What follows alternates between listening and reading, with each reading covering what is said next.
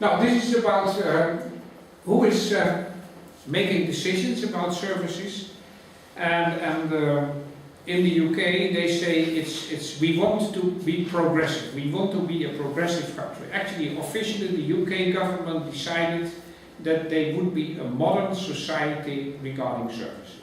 Provide all the services we can provide, and they have to be paid for, and to a large extent they are paid by taxes. And actually paid by the state, because they say everybody should profit from the services. And this is interesting because it means, for instance, that everybody should have opportunities to go to school and even to go to university if you have the right level of prior education. And you are aware this is not the case in all countries. I'm actually not aware in Italy what's the situation for schooling. Everybody has the right to go to school, or do you have to need money? Do you need money to go to school? Public service. Sorry? It's a public service. It's a public service. Okay. Pay taxes.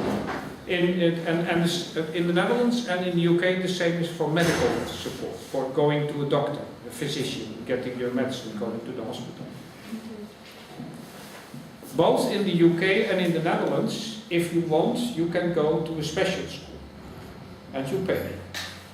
Or I can go to a special doctor or to have a very quick service and I pay for that. Right? So, and how is that somewhere else, you could ask? So this is about what they say in the UK, pensions.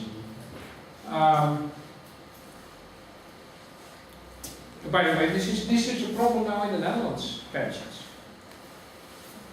Up till 2 years ago, everybody in the Netherlands was building a pension. It was obligatory to build a pension if people wouldn't have any job for their whole life.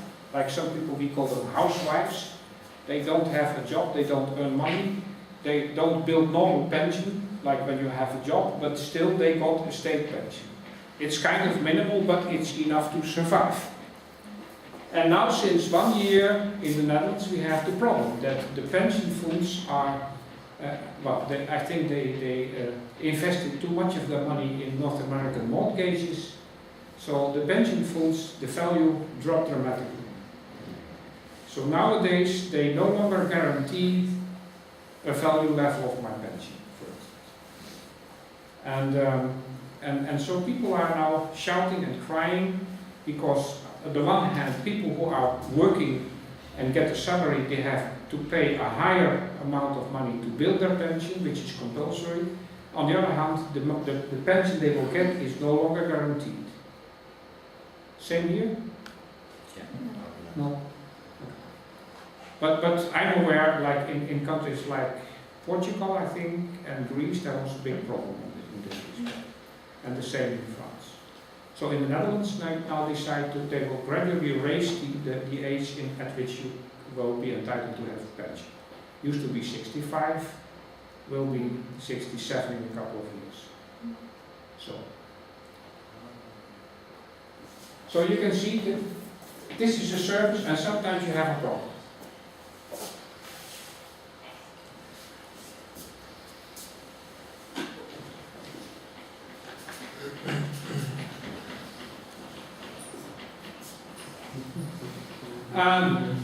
There's another problem, and this is what again I only found in the UK so far, because they document it, they really look at it, they evaluate it, and it's that even if services are available for everybody in theory, in practice it might not be the case.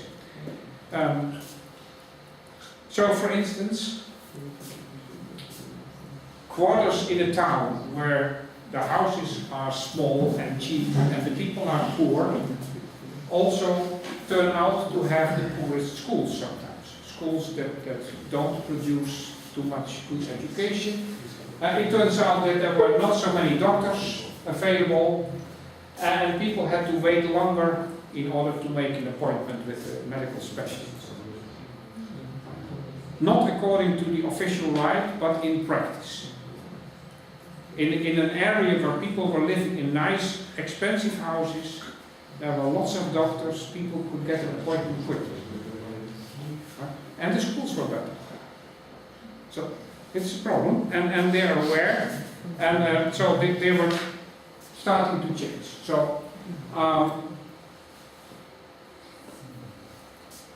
in the UK, they make a special effort to change that, and I can say in the Netherlands they actually do the same now since a very recent period. So, for instance, there's now an effort to make quality schools available in all parts of the country and in all parts of, like, Amsterdam. In Amsterdam we have locations where people live in nice houses, and we have parts of Amsterdam where people live in, let me say, not so nice apartment buildings.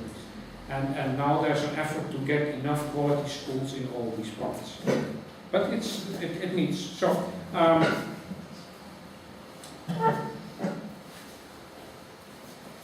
at the same time, people want to have more and more personalized things.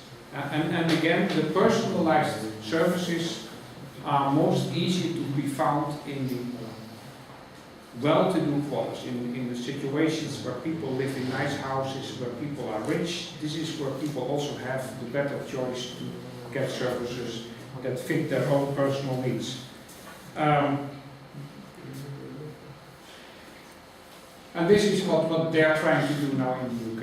So, and very officially, it's a government policy to make this happen, to make waiting times much shorter, and to provide cheap treatment for anybody who cannot pay for the more expensive personalized treatment. And the same is for schools. And the same is for locations where there's many people without a job, which in the UK, by the way, is a big issue. In the Netherlands it's not. In the Netherlands we have plenty of jobs, actually more jobs than we have people without jobs. It's not a problem at all, but in the UK they now have an active effort to make more possibilities for jobs and to make additional possibilities for schooling, because in many cases people who don't have jobs never had an education to make them an expert in whatever type of profession. So they get a chance to still be educated to have a proper job. I will still continue to give you examples, mainly from the UK, but there will be some examples from Japan.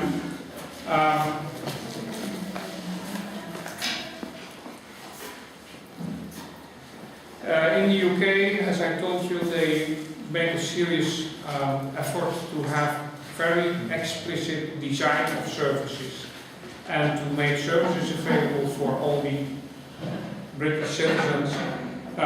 So they are aware of the fact that there should be a very clear account of the purpose. Why are we going to design a service?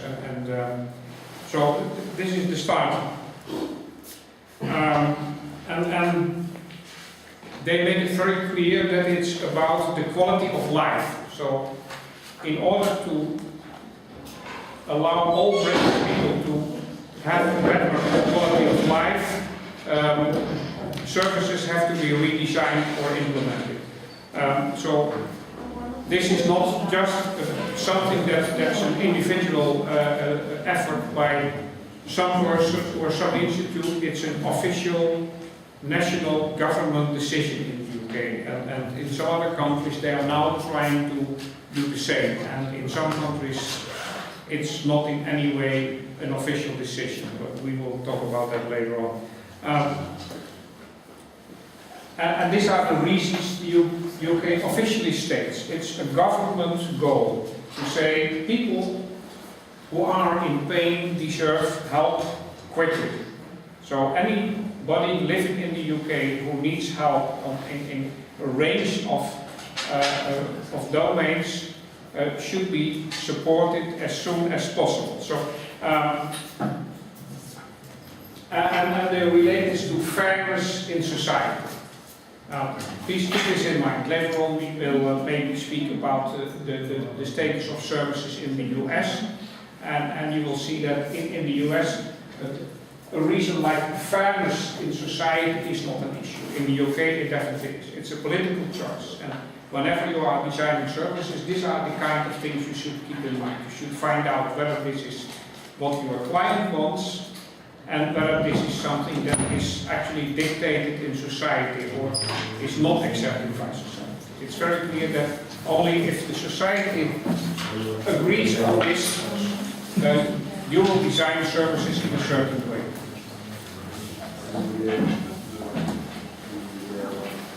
And thirdly, so this is related. In the UK, they decide everybody should be treated equal, even if people cannot pay for it. Now, keep this in mind later on. You will find out in other societies this is not how it works. In the UK, this is how it works. And in other situations, people want to say only those who pay shall profit from the services. So this is definitely a political statement by the government.